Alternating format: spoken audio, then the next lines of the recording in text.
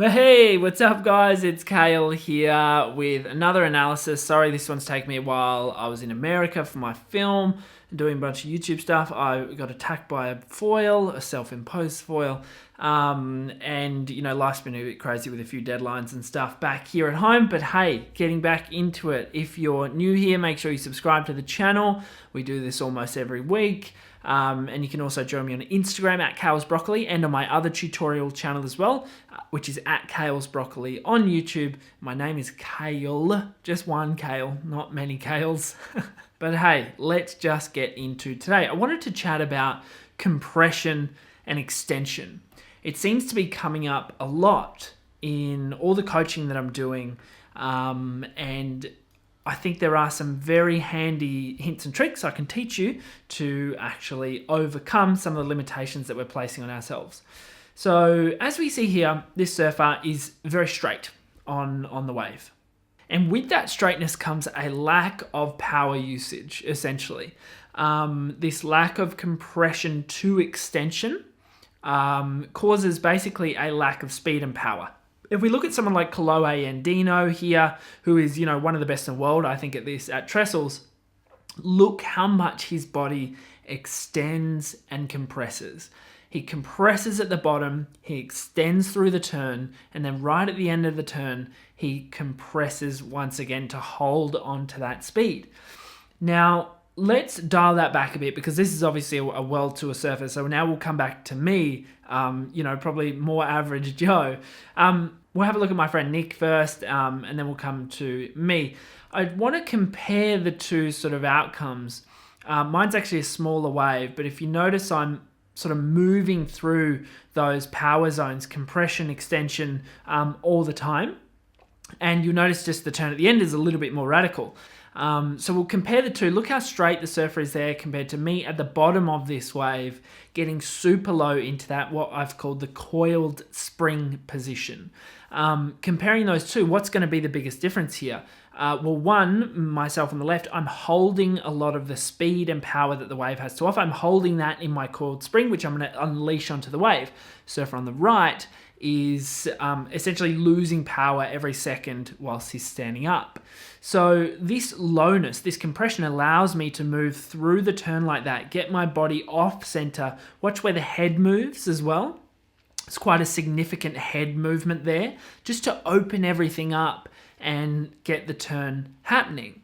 Now, as a side-by-side, we see quite a stark difference in the outcomes of the actual turn just because of that extension and proper use of the shoulders.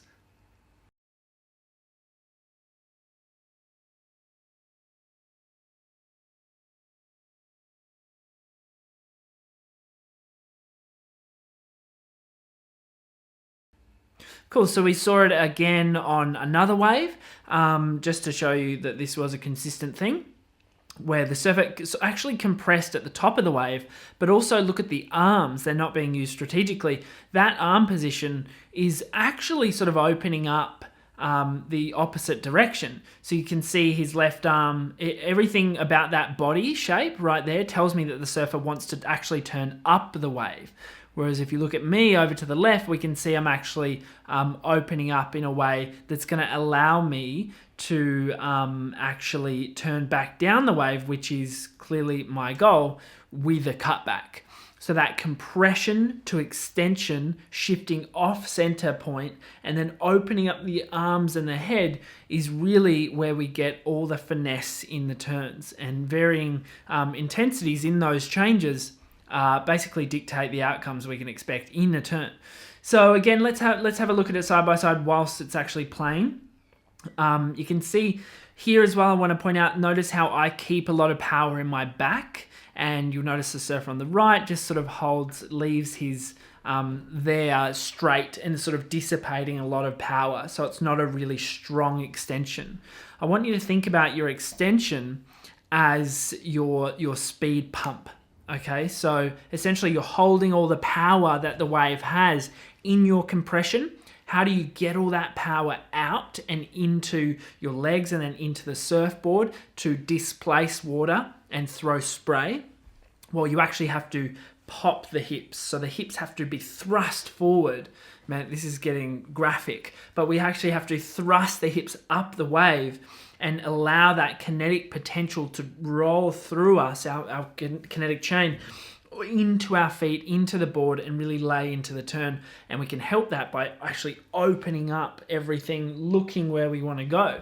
Having a more straight and rigid mindset, or a rigid body, a rigid figure, without that strong hip thrust, is always going to result in a somewhat lackluster turn, where not a lot of spray is thrown and not a lot of drive is felt through the board. Hence, I think the arms being a little bit unbalanced there.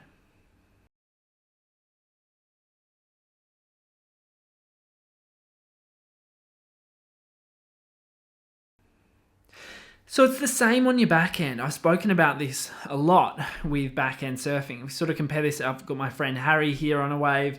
I want you to look at how low he gets off the bottom. His dramatic compression there to extension at the top, and a real strong rotation of the arms. Again, creating that torque motion through the upper body, which then rolls into the hips and the knees, and then throws all the way into the board.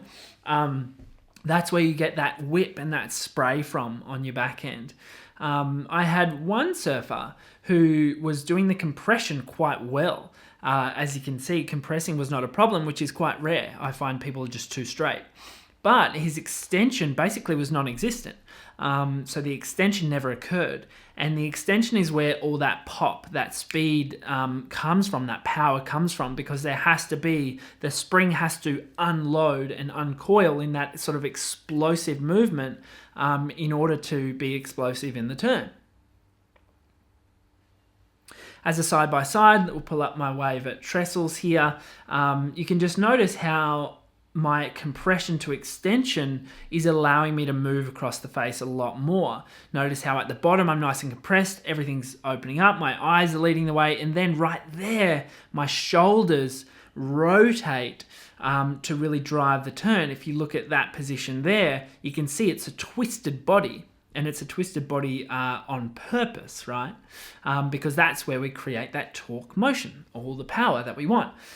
You can also see here, if we do a side-by-side, notice how my arm is quite reserved, my trailing arm, and it's holding power, whereas my client's arm is actually losing power, it's trailing behind him. You notice that his left arm is actually opened up a little bit too much, and his eyes are looking more down the wave as opposed to up, where he could do a sort of a big hit like this. And you can see the difference in the turns is quite dramatic. Yeah, given it's a different section, but the difference is quite dramatic. You can see my body there is very twisted, and that's because the shoulders are driving the turn first, and then that flows into the lower body, and then obviously into the surfboard. So again, a little side by side. I want you to really look at the compression, which we're both doing, but it's the extension that I'm doing that's causing the biggest difference, and the maybe more strategic use of the shoulders. But you notice how that extension there, as I go through the turn and then come back into compression, that's where all my spray and speed is going to come from, and that's where you guys can do it too. This is both forehand and backhand. If you're not up to doing maneuvers just yet, we can pull this all the way back to something as simple as speed pumping. There still has to be compression and extension. And I say this so much, and yet it seems to only translate after people send me videos and I analyze them for them. I've had a lot of people from the wave pool, in fact, sending me videos for online analysis, which is great. But what a lot of them don't realize is how little they're actually moving on the wave. They feel like they're moving a lot, but they're not actually driving from the bottom up to the top, from the bottom up to the top, and harnessing all the speed that the wave has to offer. And speed equals kinetic potential, and kinetic potential equals water displacement, and overall just an improved aesthetic with your surfing. So I hope that made a lot of sense for you guys. I'm going to be putting out a lot more episodes on compression and extension throughout the year because I think it's a really limiting factor, and it's something we need to get right, particularly from the hips. It's all in the hips, right? Because that explosion is what a lot of us are actually going for. We want to look impressive and feel good when we do turns, you know, and it's an addictive thing. So if you guys enjoyed this episode, make sure you subscribe to the channel, hit the like button, leave a comment, and join me on Instagram and on YouTube under Kale's Broccoli. My name is Kale Brock. Please don't call me Kales. I don't care really, but whatever. I'll see you guys soon. Keep shredding.